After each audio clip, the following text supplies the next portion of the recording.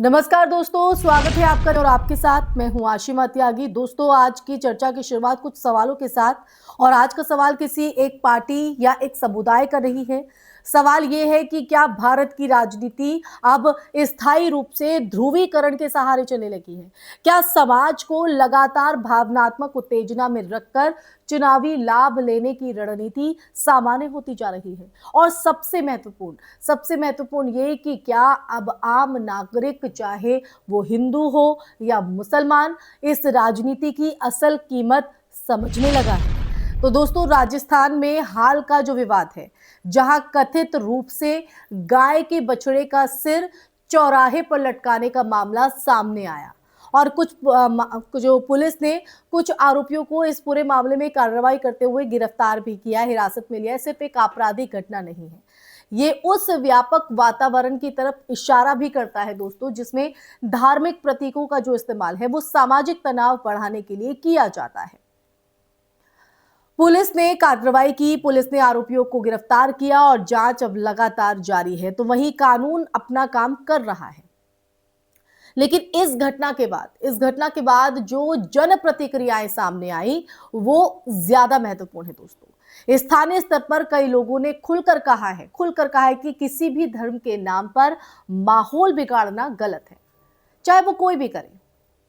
राजनीतिक विमर्श में लंबे समय से ये जो आरोप है वो लगता रहा है कि भारतीय जनता पार्टी ने 2014 के बाद राष्ट्रवाद और धार्मिक पहचान को चुनावी रणनीति के केंद्र में रखा।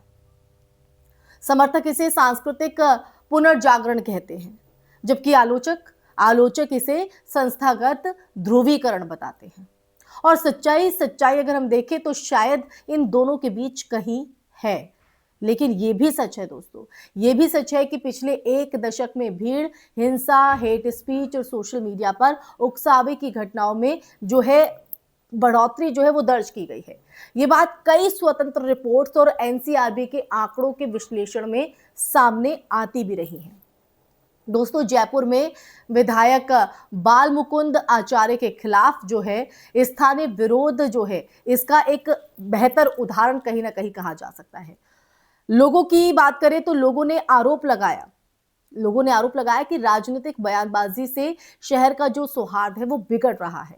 लोकतंत्र में जनप्रतिनिधि से अपेक्षा होती है कि वो तनाव कम करे, ना कि उसे हवा दे और माहौल बिगाड़े। इसी तरह असम के मुख्यमंत्री हिमंत बिस्वा शर्मा से जुड़ा एक AI generated video social media पर वायरल हुआ था, जिसे लेकर भी विवाद हुआ था दोस्तों। और बाद में इसे मॉर्फ्ड यानी मैनिपुलेटेड बताया गया। लेकिन सवाल यहां पर यह उठता है कि ऐसी जो सामग्री है उसका जो प्रसार है वो किस मानसिकता को दर्शाता है? क्या राजनीतिक संचार की जो सीमाएं हैं वो धुंधली हो चुकी हैं? महाराष्ट्र के विधायक नितेश राणे के तीखे बयानों पर भी जो अक्सर है वो विवाद होता रहा है दोस्तों।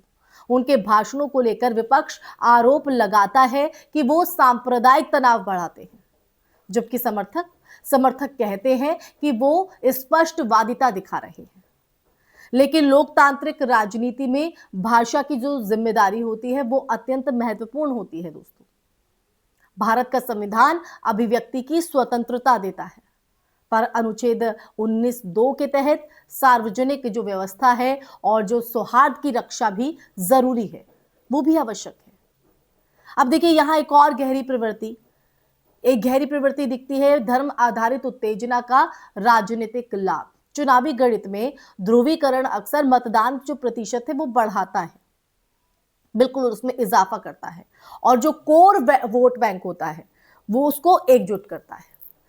लेकिन इसका जो दीर्घकालिक प्रभाव है वो सामाजिक विश्वास पर पड़ता है दोस्तों। जब नागरिकों को लगातार ये बताया जाए कि वो खतरे में है, तो जो भय राजनीति है वो कहीं ना कहीं राजनीतिक पूंजी बन जाती है। और इतिहास गवाह है इस बात की कि भय की जो राजनीति अल्पकालिक लाभ दे सकती है, लेकिन दीर्घकाल में संस्थाओं को कमजोर करती है।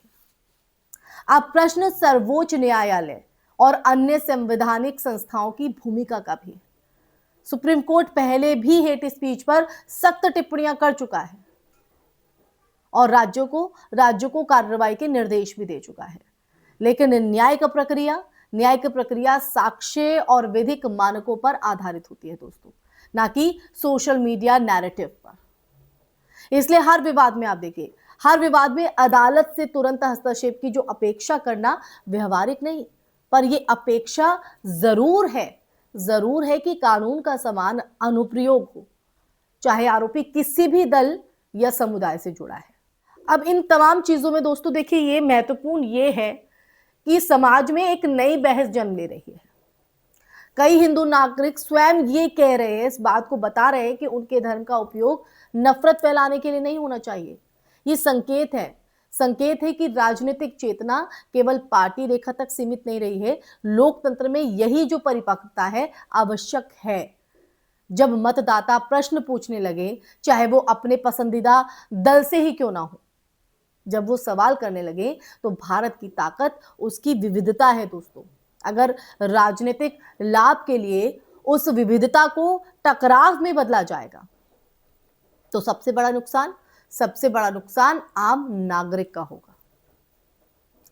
रोजगार, शिक्षा, विकास के मुद्दे पीछे छूट जाते हैं। पिछले 10 सालों में आप देखिए, 10 सालों में बुनियादी जो ढांचे हैं और डिजिटल विस्तार में उल्लेखनीय प्रगति हुई है, और ये भी तथ्य है। लेकिन सामाजिक सौहार्द की अगर हम बात करें, तो सामाजिक सौहार्द भी उतना ही महत्वपूर्ण सूचकांक है, जिसे आंकड़ों में मापना कठिन है, पर अनुभव में महसूस किया जा सकता है। तो दोस्तों, आज ये पूरा सच हमने इस मुद्दे को क्यों उठाया, ये घटना क्यों चर्चा का विषय बनी, वो सच बताया है जो शायद आप तक नहीं पहुंच पाया है। तो आज की इस चर्चा के आखिर में दोस्तों एक सख्त संदेश और एक सीधा सा, कहीं ना कहीं हम कह सकते हैं कि सीख हमें मिलती है। तो ये कहना गलत नहीं कि ये जो समय है वो भावनात्मक प्रतिक्रिया का नहीं है, बल्कि विवेकपूर्ण मूल्यांकन का है। किसी भी दल की आलोचना लोकतंत्र का हिस्सा है, पर आलोचना तथ्य और प्रमाण पर आधारित होनी चाहिए। समाज को यह तय करना है कि वो भय और क्रोध की जो राजनीति है उसको स्वीकार करेगा या जवाबदेही और संवैधानिक मूल्यों को प्राथमिकता देगा। जब नागरिक जागरूक होते हैं तो जो राजनीति की दिशा है वो बदलती है, और वही लोकतंत्र की सबसे बड़ी शक्ति है दोस्तों। इसी के साथ इस चर्चा में फिलहाल के लिए बस इतना ही दोस्तों। ये चर्चा आपको कैसी लगी कमेंट सेक्शन में कमेंट करके बताइएगा। इस वीडियो को ज्यादा से ज्यादा शेयर कीजिएगा। फिर हाजिर होंगी ऐसी ही चर्चा लेकर, तब तक के लिए अपना ख्याल रखिए। जय हिंद, जय भारत, नमस्कार।